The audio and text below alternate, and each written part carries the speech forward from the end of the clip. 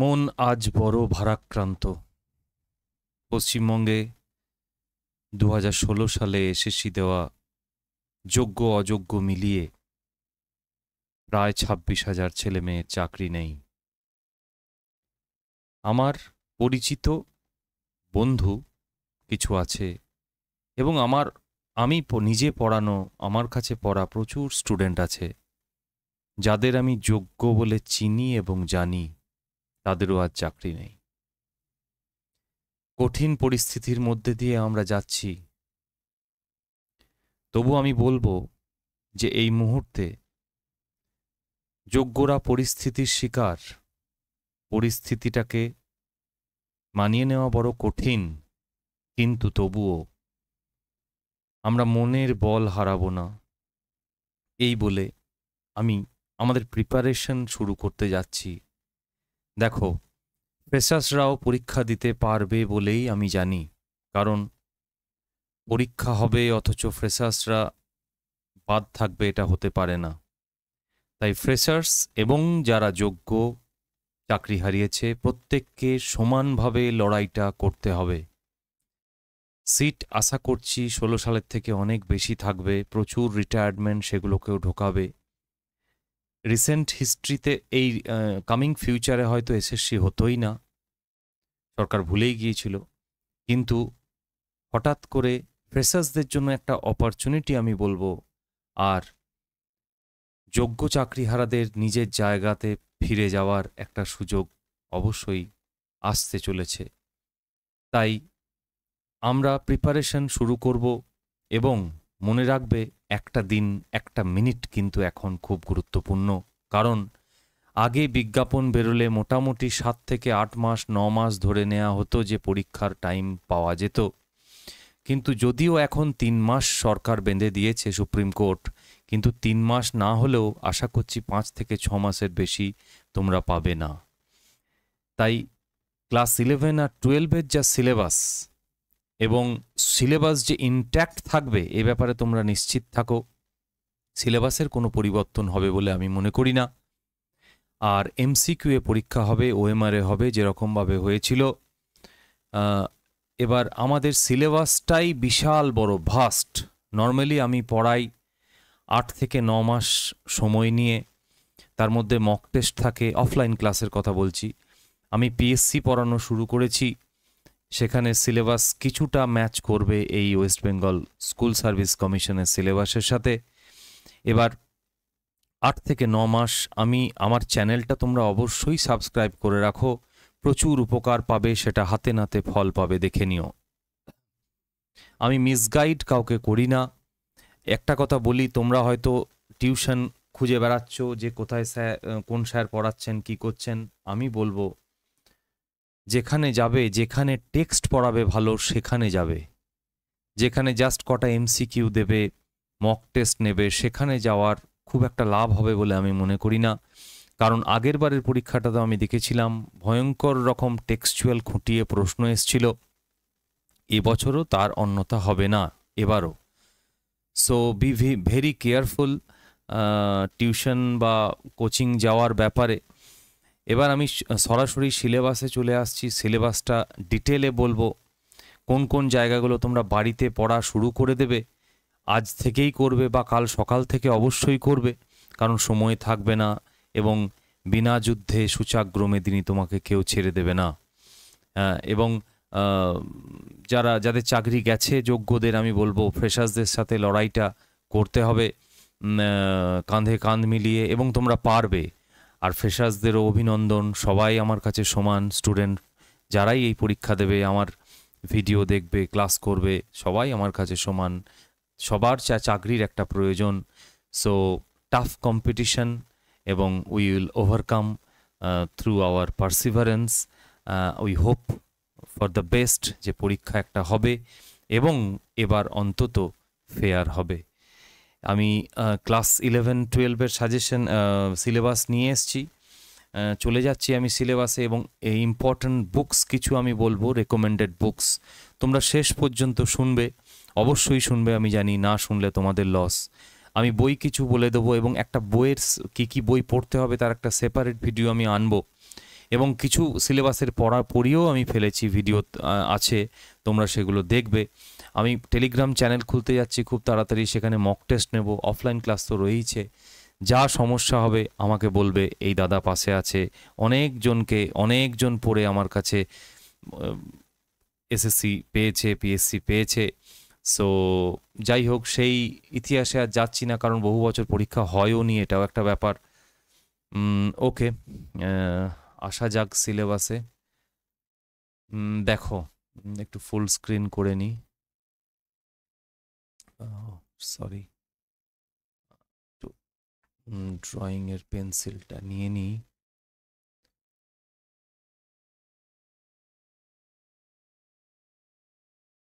Okay, now I'm going for full screen mode.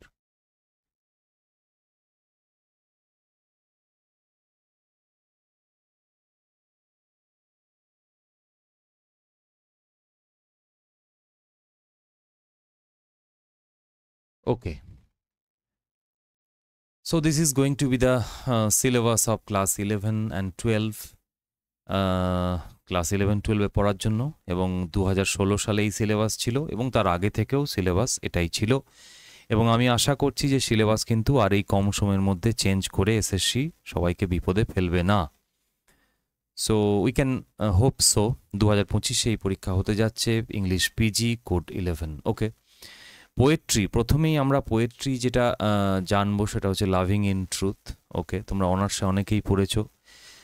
Text কিন্তু খুব খুঁটিয়ে পোয়েট্রি পড়তে হবে। আমার পড়ানো আছে, আমি বলছি, দেখো।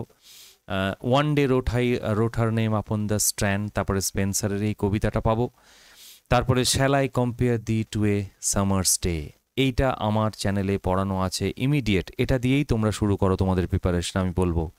এবং এমন ডিটেল পড়ানো আছে, পাশে নোট দেওয়া আছে, তোমাদের বুঝবে যে এর বাইরে আর কিছু দরকার নেই পড়ার। ঠিক আছে? কথাটা সত্যি বললাম কমেন্টে জানিও, আর যদি কোনো জায়গায় খুঁত থাকে অবশ্যই সেটাও জানিও। I will try to rectify my faults. Then John Donne, okay, metaphysical কবিতা, গুড মরো চলে আসবো আমরা, একে একে সব পড়ব। আমি চেষ্টা করব যে পিএসসি এবং এসএসসি প্রথম যে সিলেবাসে, যেগুলো কমন সিলেবাসে রয়েছে সেটা শেষ করা, তাহলে পিএসসি ছেলেরাও উপকৃত হবে।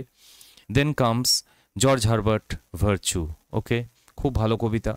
তারপরে আলেকজান্ডার পোপের the rape of the lock, আমি বই বলে দেবো সব কটার, কী বই কিনবে। আর বাজার চলতি ওই এমসিকিউ বইগুলো কিনো না, ওগুলো শুধু টাকা নষ্ট করা হবে, আর কিচ্ছু হবে না। Then Blake the tiger the lamb, okay, অনেকেই পড়েছে মাস্টার ডিগ্রিতে। তারপরে আসছে উইলিয়াম ওয়ার্ডসওয়ার্থের টিনটার্ন অ্যাবে, রোমান্টিক এজে ঢুকে যাচ্ছে। So Tintern Abbey is a very important poem রোমান্টিকের সময়। এবার দেখো, চলে আসছি স্যামুয়েল টেলর কোলরিজের ক্রিস্টাবেল অ্যান্ড কুবলা খাঁ, দুটো কবিতা পাচ্ছি আমরা, ক্রিস্টাবেল অ্যান্ড কুবলা খাঁ। ক্রিস্টাবেলের পার্ট 1টা আছে, এখানে সেই কথাটা লেখা নেই। পার্ট 1, পার্ট 2টাও প্রবাবলি আছে। পুরোটাই পড়াবো আমি, কুবলা খাঁ পড়াবো, উইথ নোটস, উইথ এমসিকিউ, সব কিছু পাবে। বি উইথ মি চ্যানেলটা ছড়িয়ে দাও সবার কাছে, আশা করব। Next romantic ode to the west wind, দারুণ কবিতা। তারপর টু এ স্কাইলার্ক, এটা ক্যাপিটাল হবে, টু এ স্কাইলার্ক পড়বো আমরা। দেন আসছে John Keats ode to a nightingale, so one of my favourite poems, ode to a nightingale এবং to autumn.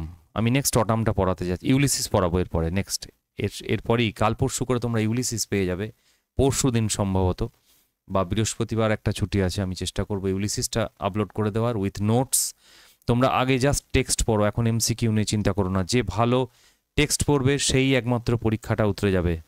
Ulysses, okay, tension নিয়ে জানবো সেখানে, এবং ইউলিসিস নিয়ে তার পুরো ব্যাকগ্রাউন্ড, শুধুমাত্র গড় করে রিডিং পড়ে গেলে দু একটা মানে জানলে হবে না, টেক্সট কিভাবে পড়তে হয় তোমরা ইউলিসিস পড়বো, দেখতে পারবে।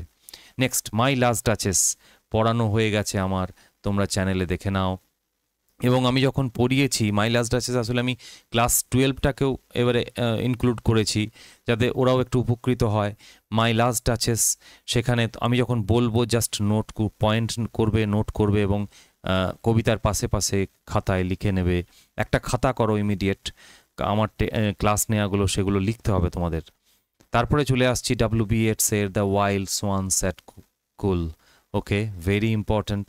দেন স্ট্রেঞ্জ মিটিং আমি পড়াবো উইলফ্রেড আওয়েনের স্ট্রেঞ্জ মিটিং অনেকেই পড়েছো হয়তো।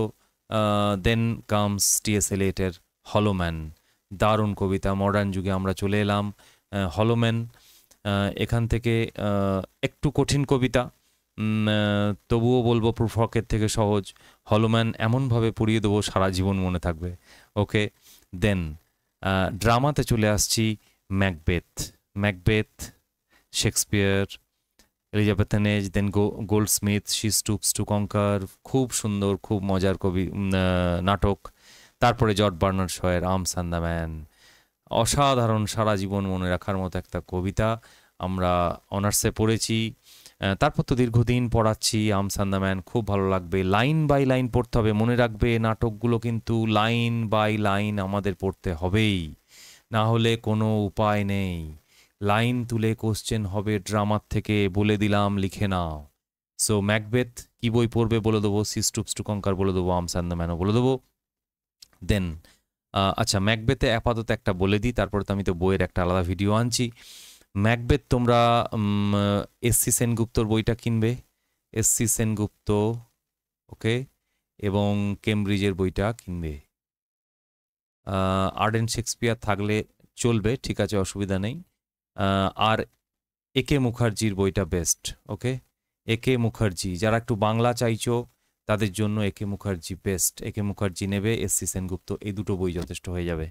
দেন she stoops to conquer, arms and the man. Arms and the ম্যানের তো অক্সফোর্ডের বইটা বেস্ট, অক্সফোর্ড সবাই জানে, হলুদ রঙের বইটা। দেন রাইডার্স টু দ্য সি, একদম লাইন ধরে ধরে আমি পড়াবো, Riders to the sea.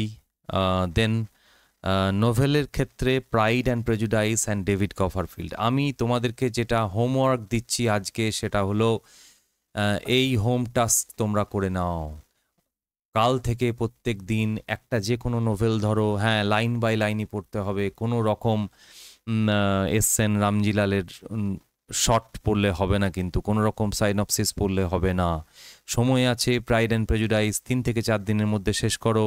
3 to 4 days David Copperfield, 5 to 6 days। প্রথম এগুলো যখন ফাঁকা টাইম পাবে এগুলো আগে পড়ে ফেলো, তারপরে না হয় জিস্ট পড়া যাবে, এমসিকিউ করাবো, ক্যারেক্টার ধরে ধরে টাইটেল করাবো, সব কিছু করাবো। তো আগে এটা হোম টাস্ক। দেখো বাবা, আমি কিন্তু নোভেল পড়াতে পারবো না লাইন ধরে ধরে, আমার টাইম নেই। Okay, so it is your duty to read between the lines all the novels. Okay, pride and prejudice cinema দেখে নাও, ডেভিড কপারফিল্ড টেক্সট পড়ো। প্রাইড আশা করি পড়েছো আগে তোমরা, ডেভিড কপারফিল্ড তো মাস্টার ডিগ্রিতে পড়েছো আশা করছি। মনে নেই, ভুলে গেছো, ঠিক আছে, ঝালিয়ে নাও, সব মনে পড়ে যাবে। তারপরে আমরা চলে আসছি শর্ট স্টোরি অ্যান্ড এসে। শর্ট স্টোরিতে কী পাচ্ছি, দ্য লেগুন, অসাধারণ গল্প, খুব ভালো লাগে আমার। অ্যারাবি, জেমস জয়েসের, দারুণ, তাই তো? তোমরা portrait of the artist as a young man পড়েছো, অ্যারাবি পড়বে এবার। সামারসেট মম, দ্য লোটাস ইটার, দারুণ গল্প। ক্যাথরিন ম্যান্সফিল্ড, দ্য ফ্লাই, এগুলো মোটামুটি টেক্সট থাকলেই হবে, আমি ওয়ার্ড ধরে ধরে প্রত্যেকটার মানে করে বলে দেবো। সো টেক্সটের বই আমি বলে দেবো, সেটাও কাল পরশু করে টেক্সটের পুরো একদম কী কী বই পড়তে হবে তার ভিডিও নিয়ে আসছি আমি। নেক্সট চার্লস ল্যাম, এসে কী পাচ্ছি আমরা, ড্রিম চিলড্রেন, এ রেভারি, এটা পড়াবো, খুব সুন্দর, দারুণ লাগবে তোমাদের, অনেকেই পড়েছো হয়তো ড্রিম চিলড্রেন। তারপরে super animated man, my favourite. Okay, the super animated man, অসাধারণ একটি গল্প। তোমরা মনে করলে দ্য বেট পড়িয়েছি, একটু শুনে নিতে পারো আমার চ্যানেলে, ক্লাস 12-এর ছেলে মেয়েদের জন্য অসাধারণ একটি ছোট গল্প, অ্যান্টন চেকভের দ্য বেট। তারপরে আমরা আসবো ফ্রিডম, দারুণ একটি এসে, তাই তো? ফ্রিডম কাকে বলে, জিবি শজ এসে। তারপরে ফ্রান্সিস বেকনের অফ স্টাডিজ, এটা আমার পড়ানো আছে, মার্ক করে নাও, চলে যাও আমার চ্যানেলে, ইমিডিয়েট দেখে ফেলো, খাতা পেন নিয়ে লিখে ফেলো সব কিছু। ওকে, তো অফ স্টাডিজ রয়েছে, অফ স্টাডিজের পুরো ডিটেল পড়ানো আছে আমার, আমি কিন্তু এটা আর পড়াবো না। আমি মাই লাস্ট ডাচেস পড়িয়েছি, অফ স্টাডিজ পড়িয়েছি, এবং শেক্সপিয়ারের শ্যাল আই কম্পেয়ার দিয়ে 3টে আমার পড়ানো আছে। তারপরে আমরা চলে আসছি, দেখো গ্রামার অ্যান্ড ইউসেজ, এই জায়গাটা কিন্তু খুব চিন্তা ভাবনা করার জায়গা। এটাই কিন্তু তোমাকে কষ্ট দেবে, গ্রামার অ্যান্ড ইউসেজ, কারণ আগের বারের পরীক্ষায় যা খুশি যেখান থেকে পেরেছিল গ্রামার অ্যান্ড ইউসেজ দিয়েছিল, মনে হয় এলিমিনেট করার জন্যেই ওই ধান্দায় তারা করেছিল এই কাজটা। যদি যেই গ্রামার এসেছিল সে গ্রামার কোনোদিন কাজে লাগবে না, ভুল ভাল গ্রামার এসেছিল। So this time I think they will not make mess out of it.